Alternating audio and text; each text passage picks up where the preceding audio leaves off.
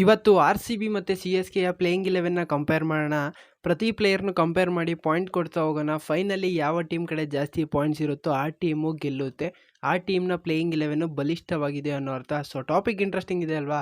Next ಯಾವ team ಜೊತೆ ಆರ್-ಸಿ-ಬಿಯ playing 11ನ compare ಮಾಡಬೇಕು ಅಂತ ಕೆಳಗಡೆ ತಿಳಿಸಿ. ಬನ್ನಿ ವಿಡಿಯೋ ಶುರು ಮಾಡೋಣ. ಯಾರಾದರೂ ಚಾನಲ್ಗೆ ಹೊಸಬರು ಬಂದಿದ್ದರೆ ಸಬ್ಸ್ಕ್ರೈಬ್ನ ಮಾಡಿಕೊಂಡು ಬೆಲ್ ಐಕಾನ್ನ ಆನ್ ಮಾಡ್ಕೊಳ್ಳಿ. ಕಂಪೇರ್ ಮಾಡೋಕ್ಕೂ ಮುಂಚೆ ಎರಡು ಟೀಮ್ನ ಪ್ಲೇಯಿಂಗ್ 11 ನೋಡೋಣ. ಇದು ಕಂಪೇರ್ ಮಾಡೋಕ್ಕೋಸ್ಕರ ಮಾಡಿರೋ ಪ್ಲೇಯಿಂಗ್ 11 ಅಲ್ಲ. ಅವರ ಆಕ್ಷನ್ ಸ್ಟ್ರಾಟಜಿ ಪಿಕ್ ಮೇಲೆ ಮಾಡಿರುವಂಥ ಪ್ಲೇಯಿಂಗ್ 11, ಹಾಗೆಯೇ ಅವ್ರ ವಿಕೆಟ್ಗೆ ಸೂಟ್ ಆಗುವಂಥ ಪ್ಲೇಯರ್ಸು. ಆರ್-ಸಿ-ಬಿಯ ಪ್ಲೇಯಿಂಗ್ 11 ನಾನು ಲಾಸ್ಟ್ ವೀಡಿಯೋದಲ್ಲಿ ಹೇಳಿದೆ, ಇಲ್ಲಿ ನೋಡ್ತಾ ಇರ್ಬೋದು ಸ್ಕ್ರೀನ್ ಮೇಲೆ. ಇನ್ನು ಸಿ-ಎಸ್-ಕೆಯ ಪ್ಲೇಯಿಂಗ್ 11 ಇದಾಗಿರುತ್ತೆ ನೋಡ್ಬೋದು. ಸೊ ಬನ್ನಿ ಪ್ಲೇಯಿಂಗ್ 11ನ ಕಂಪೇರ್ ಮಾಡೋಣ. ಮೊದಲಿಗೆ ಎರಡು ಟೀಮ್ನ ಓಪನರ್ಸ್ ಕಡೆ ಬರೋದಾದರೆ ವಿರಾಟ್ ಕೊಹ್ಲಿ ಅವರು ಆರ್-ಸಿ-ಬಿ ಕಡೆ, ಹಾಗೆಯೇ ಸಿ-ಎಸ್-ಕೆ ಕಡೆ ಋತುರಾಜ್ ಗಾಯಕ್ವಾಡ್ ಅವರು. ಇದರಲ್ಲಿ ಕಂಪ್ಯಾರಿಸನ್ ಮಾಡೋದು ಅಷ್ಟು ಸೂಕ್ತ ಅಲ್ಲ. ಆದರೂ ಋತುರಾಜ್ ಗಾಯಕ್ವಾಡ್ ಅವರು ಏನು ಕಡಿಮೆ ಇಲ್ಲ, ಆಡಿರೋ ಅಷ್ಟು ಸೀಸನಲ್ಲಿ ಚೆನ್ನಾಗಿ ಪರ್ಫಾರ್ಮ್ ಮಾಡಿದ್ದಾರೆ. ಹಾಗೆಯೇ one time orange cap holder ಕೂಡ. ಈ ಕಡೆ ಇನ್ನು ವಿರಾಟ್ ಕೊಹ್ಲಿ ಅವರು 2 times orange cap holder plus 8000 runs. ಇದು ಸಖತ್ತಾಗಿ ಕಾಣಿಸ್ತಿದೆ. ಇದರಲ್ಲಿ ಕ್ಲಿಯರ್ ವಿನ್ನರು ವಿರಾಟ್ ಕೊಹ್ಲಿ ಅವರು. ಜಾಸ್ತಿ ಇದರಲ್ಲಿ ಮಾತಾಡೋ ಅವಶ್ಯಕತೆ ಇಲ್ಲ. ಇನ್ನು ಇವರಿಬ್ಬರಿಗೆ ಜೊತೆಯಾಗಿ ಬರೋದು ಫಿಲ್ ಸಾಲ್ಟು ಹಾಗೆಯೇ ಡೆವಾನ್ ಕಾನ್ವೆ ಅವರು. ಫಿಲ್ ಸಾಲ್ಟ್ ಅವರು ಅಗ್ರೆಸಿವ್ ಓಪನರು, ಹಾಗೆಯೇ ಪವರ್ ಹಿಟ್ಟರ್ ಕೂಡ, ಹಾಗೆಯೇ ಸ್ಟ್ರೈಕ್ ರೇಟ್ ಕೂಡ ಸಖತ್ತಾಗಿದೆ. ಲಾಸ್ಟ್ ಇಯರು KKR ಪರ ಸಖತ್ತಾಗಿ ಆಡಿದರು. ಅವರು ಚಾಂಪಿಯನ್ಸ್ ಆಗೋಕ್ಕೆ ಇವರು ಬಹುಮುಖ್ಯ ಪಾತ್ರನ ವಹಿಸಿದರು. ಇನ್ನು ಡೆವಾನ್ ಕಾನ್ವೆ ಅವರು ಲಾಸ್ಟ್ ಇಯರ್ ಇವರು IPLನ ಆಡಿಲ್ಲ ಇಂಜುರಿ ಕನ್ಸರ್ನಿಂದ. ಹಾಗೆಯೇ ರೀಸೆಂಟಾಗಿ ನ್ಯೂಜಿಲೆಂಡ್ ಪರ T20s ಕೂಡ ಆಡ್ತಿಲ್ಲ. ಲಾಸ್ಟ್ ವರ್ಲ್ಡ್ ಕಪ್ ಆಡಿರೋದು T20 ವರ್ಲ್ಡ್ ಕಪ್ ನ್ಯೂಜಿಲೆಂಡ್ ಕಡೆ, ಅಲ್ಲಿ ಅಷ್ಟೊಂದು ಚೆನ್ನಾಗಾಗಿಲ್ಲ. ಈಗ MLCಲಿ ಚೆನ್ನಾಗಿ ಆಡಿದ್ದಾರೆ. ಇವರು ಸ್ಲೋ ಸ್ಟಾರ್ಟ್ನ ಮಾಡೋದ್ರಿಂದ ಸ್ಟ್ರೈಕ್ ರೇಟು ಸ್ವಲ್ಪ ಕಡಿಮೆ ಇದೆ. ಹಾಗೆಯೇ ಟೈಮಿಂಗ್ ಮೇಲೆ ಒತ್ತಡ ಕೊಡೋದ್ರಿಂದ ಆ ಪವರ್ ಹಿಟ್ಟಿಂಗು T20ಗೆ ಓಪನರ್ ಆಗಿ ಬೇಕಿರುವಂಥ ಅಗ್ರೆಸಿವ್ನೆಸ್ನ ತರೋದಿಲ್ಲ. ಸೊ ಇಲ್ಲೂ ಕೂಡ ನಮಗೆ ಆರ್-ಸಿ-ಬಿಯ ಸಾಲ್ಟ್ ಅವರೇ ವಿನ್ನರ್ ಆಗ್ತಾರೆ. ಈಗ ಆರ್-ಸಿ-ಬಿದು 2 ಪಾಯಿಂಟ್ಸು, ಸಿ-ಎಸ್-ಕೆದು 0. ಇನ್ನು ನಂಬರ್ 3ಯಲ್ಲಿ Jacob Bethell versus Rahul Tripathi ಅವರು. ಬೆಥೆಲ್ ಅವರು ಈಗ ತಾನೇ ರೈಸ್ ಆಗ್ತಿರುವಂಥ ಟ್ಯಾಲೆಂಟ್, ಹೌದು. ಆ ಪ್ರಾಮಿಸ್ನ ತೋರಿಸಿದ್ದಾರೆ. ಒಳ್ಳೆ ಸ್ಟ್ರೈಕ್ ರೇಟು, T20ಗೆ ಮಾಡಿಸಿದಂಥ ಸ್ಟ್ರೈಕ್ ರೇಟು, ಆವ್ರೇಜು, ಕನ್ಸಿಸ್ಟೆನ್ಸಿ ಎಲ್ಲ ಸಖತ್ತಾಗಿದೆ. ಹಾಗೆಯೇ ಗನ್ ಫೀಲ್ಡರ್ ಕೂಡ. ಹಾಗೆಯೇ ಎಲ್ಲ ಫಾರ್ಮೇಟಲ್ಲೂ ಕಾಣಿಸ್ಕೊತಿದ್ದಾರೆ ಇಂಗ್ಲೆಂಡ್ ಟೀಮ್ ಪರ. ಸೊ ಎಕ್ಸೆಪ್ಷನಲ್ ಟ್ಯಾಲೆಂಟ್ ಇರಬೇಕು ಈ ಥರ ಒಂದೇ ಟೈಮಲ್ಲಿ ಎಲ್ಲ ಫಾರ್ಮೇಟಲ್ಲೂ ಕಾಣಿಸ್ಕೊಳ್ಳೋದಕ್ಕೆ. ಈಗ ನಮ್ಮ ಕಡೆ ನಿತೀಶ್ ರೆಡ್ಡಿ ಅವರು ಹೇಗೆ ಕಾಣಿಸ್ಕೊತಿದ್ದಾರೆ ಹಾಗೆ.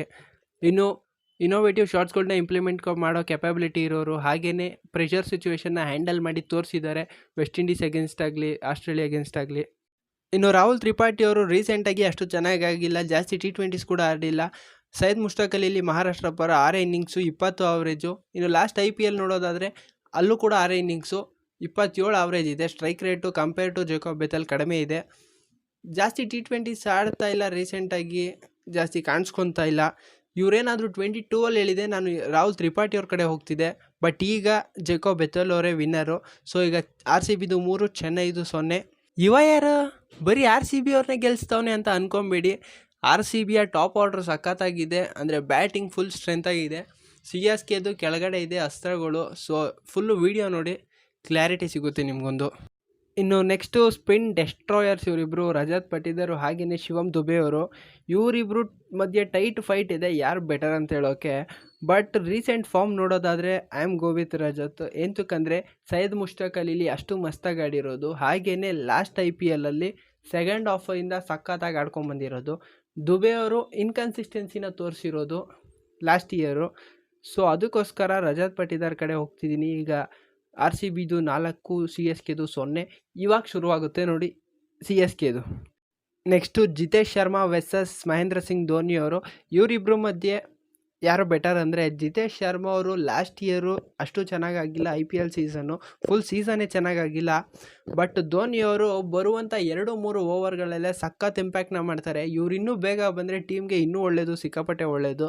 ಚೆನ್ನೈ ಟೀಮು ಡಿಫ್ರೆಂಟಾಗಿ ಕಾಣುತ್ತೆ ಡೆತ್ ಓವರ್ಸಲ್ಲಿ. ಒಟ್ಟಿಗೆ ಇದರಲ್ಲಿ ವಿನ್ನರು ನಾನು ಧೋನಿ ಅವರಿಗೆ ಕೊಡ್ತೀನಿ, ಜಾಸ್ತಿ ಮಾತಾಡೋಕೆ ಹೋಗಲ್ಲ. ರೀಸೆಂಟಾಗಿ ಚೆನ್ನಾಗಿ ಆಡಿದ್ದಾರೆ ಜಿತೇಶ್ ಶರ್ಮಾ ಅವರು, ಬಟ್ ಲಾಸ್ಟ್ ಇಯರ್ IPLಲ್ಲಿ ಅಷ್ಟು ಚೆನ್ನಾಗಿ ಆಡಿಲ್ಲದೆ ಇರೋ ಕಾರಣ. ಇನ್ನು ಲಿವಿಂಗ್ಸ್ಟೋನ್ ವರ್ಸಸ್ ವಿಜಯ್ ಶಂಕರ್ ಅವರು. ಚೆನ್ನೈ ಅವರು ಈ ವರ್ಷ ವಿಜಯ್ ಶಂಕರ್ ಅವ್ರನ್ನ ಬೈ ಮಾಡಿರೋದು, ಲೋಕಲ್ ಬಾಯ್. ಹಾಗೆಯೇ ಸೈಯದ್ ಮುಷ್ತಾಕ್ ಅಲಿ ರೀಸೆಂಟಾಗಿ ಚೆನ್ನಾಗಾಗಿದೆ. ಸೊ ಆ ವಿಕೆಟ್ ಚೆನ್ನಾಗಿ ಅರ್ಥ ಮಾಡ್ಕೊಂಡಿದ್ದಾರೆ ಅಂತ ತಂದಿದ್ದಾರೆ. ಸೊ ಇವರು ಪ್ಲೇಯಿಂಗ್ 11ಅಲ್ಲಿ ಇರೋ ಎಲ್ಲ ಚಾನ್ಸಸ್ ಇದೆ.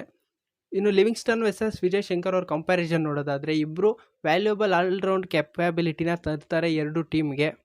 ಬಟ್ ಸ್ಟ್ರೈಕ್ ರೇಟ್ ಅಂತ ಬಂದಾಗ ಲಿವಿಂಗ್ಸ್ಟನ್ ಅವರು ಸಿಕ್ಕಾಪಟ್ಟೆ ಮೇಲಿದ್ದಾರೆ ವಿಜಯ್ ಶಂಕರ್ ಅವ್ರಿಗಿಂತ.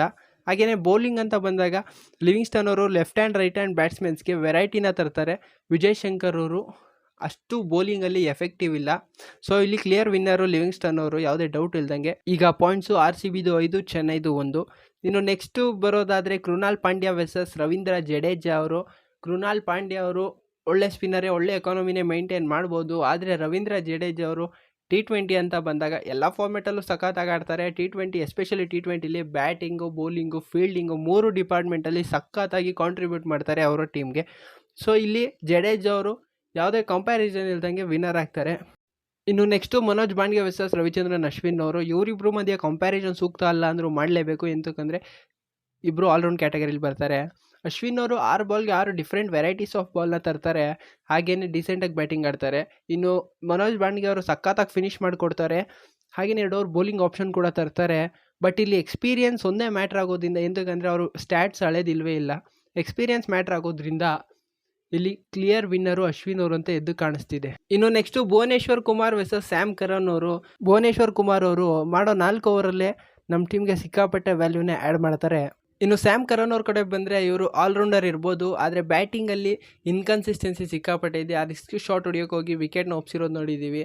ಇವರು ಚೆನ್ನಾಗಿ ಆಡೋ ಬ್ಯಾಟಿಂಗ್ನ ನಮಗೆ ನೋಡೋಕೆ ಸಿಗೋದು ಸೀಸನಲ್ಲಿ 1-2 ಮ್ಯಾಚಸ್ ಅಷ್ಟೇ. ಇನ್ನು ಬೌಲಿಂಗ್ ಕಡೆ ಬರೋದಾದರೆ ಎಕಾನಮಿ ಕಡೆ ಗಮನ ಹರಿಸಬೇಕು. ಹಾಗೆಯೇ ಪವರ್ ಪ್ಲೇಯಲ್ಲಿ ಅಂತ ಬಂದಾಗ ಟಾಪ್ ಆರ್ಡರ್ಸ್ ಬ್ಯಾಟರ್ನ ವಿಕೆಟ್ ತೆಗೆಯೋದ್ರಲ್ಲಿ ಅವರು ಕಷ್ಟಪಟ್ಟಿದ್ದಾರೆ. ಅದೇ ಭುವನೇಶ್ವರ್ ಅವರಾದರೆ ಪವರ್ ಪ್ಲೇಯಲ್ಲಿ ನಿಮಗೆ 2-3 ವಿಕೆಟ್ ತೆಗೆದುಕೊಡ್ತಾರೆ. ಹಾಗೆಯೇ ಅವರು ಡೆತ್ತು, ಮಿಡಲ್ ಓವರ್ಸಲ್ಲಿ ಎಲ್ಲ ಕಡೆ ಚೆನ್ನಾಗಿ ಬೌಲಿಂಗ್ ಮಾಡೋಂಥ ಕೆಪಬಿಲಿಟಿ ಇರೋರು. ಸೊ ಇಲ್ಲಿ ಕ್ಲಿಯರ್ ವಿನ್ನರ್ ಭುವನೇಶ್ವರ್ ಕುಮಾರ್ ಅವರು. ಇನ್ನು ನೆಕ್ಸ್ಟು ಹೆಜಲ್ವುಡ್ ವರ್ಸಸ್ ಪತಿರಾಣ ಅವರು. ಹೆಜಲ್ವುಡ್ಡು ಟೆಸ್ಟ್ ಲೈನ್ ಆ್ಯಂಡ್ ಲೆಂತಲ್ಲಿ ಒಳ್ಳೆ ವೇರಿಯೇಷನ್ಸ್ನ ತರ್ಬೋದು, ಆದರೆ ಡೆತ್ ಓವರ್ಸ್ ಅಂತ ಬಂದಾಗ ಅವರು ಕಾಂಪ್ರಮೈಸ್ ಆಗಿ ರನ್ಸ್ನ ಲೀಕ್ ಮಾಡ್ತಾರೆ. ಪವರ್ ಪ್ಲೇ ಮಿಡಲ್ಸ್ ಓವರಲ್ಲಿ ಸಖತ್ತಾಗಿ ಆಗ್ತಾರೆ. ಬಟ್ ಪತಿರಾಣ ಅವರು ಬರೋದೇ ಮಿಡಲ್ ಓವರ್ಸು, ಡೆತ್ ಓವರ್ಸಲ್ಲಿ, ಅದರಲ್ಲಿ ಸಿಕ್ಕಾಪಟ್ಟೆ ಎಫೆಕ್ಟಿವ್ ಇದ್ದಾರೆ. ಅವ್ರನ್ನ ಪಿಕ್ ಮಾಡೋದು ಸಿಕ್ಕಾಪಟ್ಟೆ ಕಷ್ಟ. ಯಾರ್ಕರ್ ಮಾತ್ರ ಇವರ ಬ್ರಹ್ಮಾಸ್ತ್ರ, ಸರಿಯಾಗಿ ಬಿಡ್ತಾರೆ. ಬ್ಯಾಟ್ಸ್ಮನ್ಗಳು ಉದುರೇ ಹೋಗಬೇಕು ಹಂಗೆ ಬಿಡ್ತಾರೆ. ಸೊ ಇಲ್ಲಿ ಪತಿರಾಣ ಅವರು ವಿನ್ನರು. ಇನ್ನು 11th ಪ್ಲೇಯರ್ ಆಗಿ ಬರೋದು ಯಶ್ ದಯಾಳ್ ವರ್ಸಸ್ ನೂರ್ ಅಹಮದ್ ಅವರು. ಇವರಿಬ್ಬರ ಮಧ್ಯೆ ಕಂಪ್ಯಾರಿಸನ್ ಅಷ್ಟು ಸೂಕ್ತ ಅಲ್ಲ, ಎಂತಕ್ಕಂದರೆ ಇವರು ಲೆಫ್ಟ್ ಆರ್ಮ್ ಚೈನಾಮನು, ಇವರು left arm fast medium, fast bowler, spin bowler. But ಮಾಡಲೇಬೇಕು, ಮಿಕ್ಕಿರೋ ಪ್ಲೇಯರ್ ಇವರಿಬ್ಬರೇ. ಇಲ್ಲಿ ಯಶ್ ದಯಾಳ್ ಅವರು ನ್ಯೂ ಬಾಲಲ್ಲಿ ಸಿಕ್ಕಾಪಟ್ಟೆ ಸಖತ್ತಾಗಿ ಮಾಡಿಕೊಡ್ತಾರೆ. ಡೆತ್ ಅಂತ ಬಂದಾಗ ನರ್ವಸ್ ಆಗ್ತಾರೋ ಏನಾಗ್ತಾರೋ ಸಿಕ್ಕಾಪಟ್ಟೆ ರನ್ನ ಕನ್ಸೀಡ್ ಮಾಡ್ತಾರೆ. ನೀವು ಹೇಳ್ಬೋದು CSK ಮೇಲೆ ನಮ್ಮನ್ನು ಗೆಲ್ಸಿದ್ದೆ ಇವರು ಅಲ್ವಾ ಅಂತ. ಅಲ್ಲಿ ಓಲ್ಡ್ ಬಾಲು ಆಚೆ ಹೋಯ್ತು 6 ಹೊಡ್ಸ್ಕೊಂಡು ಆಮೇಲೆ ನ್ಯೂ ಬಾಲ್ ಬಂತು. ಆ 5 ಬಾಲ್ ಮಿಕ್ಕಿದ 5 ಬಾಲ್ ಸಖತ್ತಾಗಿ ಮಾಡಿದ್ರು. ಇನ್ನು ನೂರ್ ಅಹಮದ್ ಅವ್ರ ಕಡೆ ಬರೋದಾದರೆ ಯಶ್ ದಯಾಳ್ಗಿಂತ ಕಂಪ್ಯಾರಿಟಿವ್ಲಿ ಎಕಾನಮಿ ಕಡಿಮೆ ಇದೆ, ಹಾಗೆಯೇ ಆವ್ರೇಜು ಕಡಿಮೆ ಇದೆ, ಅಂದರೆ ಕಡಿಮೆ ಬಾಲ್ಸಲ್ಲೇ ವಿಕೆಟ್ನ ಜಾಸ್ತಿ ತೆಗಿದ್ದಾರೆ. ಹಾಗೆಯೇ ನೂರ್ ಅಹಮದ್ ಅವ್ರಿಗೆ ಎಕ್ಸ್ಪೀರಿಯನ್ಸ್ ಇದೆ, ಎಲ್ಲ ಕಡೆ ಆಡಿರೋ ಎಕ್ಸ್ಪೀರಿಯನ್ಸು. ಯಶ್ ದಯಾಳು ಬರೀ ಇಂಡಿಯಾದಲ್ಲಿ ಆಡಿರೋ ಎಕ್ಸ್ಪೀರಿಯನ್ಸ್ ಮಾತ್ರ. ಸೊ ಇಲ್ಲಿ ಕ್ಲಿಯರ್ ವಿನ್ನರು ನೂರ್ ಅಹಮದ್ ಅವರು. ದಯಾಳ್ ಕೂಡ ಒಳ್ಳೆ ಪ್ಲೇಯರ್ ಏನೇ, ಲಾಸ್ಟ್ ಇಯರ್ ಒಳ್ಳೆ ವ್ಯಾಲ್ಯೂನೇ ಆ್ಯಡ್ ಮಾಡಿದ್ದಾರೆ RCBಗೆ. But compare to Noor Ahmad ಎಲ್ಲೋ ಸ್ವಲ್ಪ ಕಡಿಮೆ ಅನಿಸುತ್ತೆ. ಸೊ ಫೈನಲಿ RCBಯ ಪಾಯಿಂಟ್ಸು 6, CSKದು 5 ಪಾಯಿಂಟ್ಸು. ಪ್ಲೇಯಿಂಗ್ 11ನಲ್ಲಿ CSK ವಿರುದ್ಧ RCB ವಿನ್ ಆಗಿದ್ದಾರೆ. ಇದರಲ್ಲಿ ಏನು ಕನ್ಕ್ಲೂಷನ್ ಗೊತ್ತಾಗ್ತಿದೆ ಅಂದರೆ RCBಯ ಬ್ಯಾಟಿಂಗ್ ಲೈನಪ್ಪು ಸಿಕ್ಕಾಪಟ್ಟೆ ಸ್ಟ್ರಾಂಗ್ ಆಗಿದೆ, ಬಟ್ ಬೌಲಿಂಗ್ ಲೈನಪ್ಪು ಚೆನ್ನಾಗೇ ಇದೆ. ಕಂಪೇರ್ ಟು CSK ಏನೋ ಬೇಕು ಅನ್ನಿಸ್ತಿದೆ ಅಷ್ಟೇ. CSKಯ ಬೌಲಿಂಗ್ ಲೈನಪ್ಪು ಸಿಕ್ಕಾಪಟ್ಟೆ ಸ್ಟ್ರಾಂಗಾಗಿ ಕಾಣಿಸ್ತಿದೆ ಕಂಪೇರ್ ಟು ಬ್ಯಾಟಿಂಗು. ಸೊ ಇದಾಗಿತ್ತು ಇವತ್ತಿನ ವಿಷಯ. ಸಿಗೋಣ ಮುಂದಿನ ವಿಡಿಯೋದಲ್ಲಿ.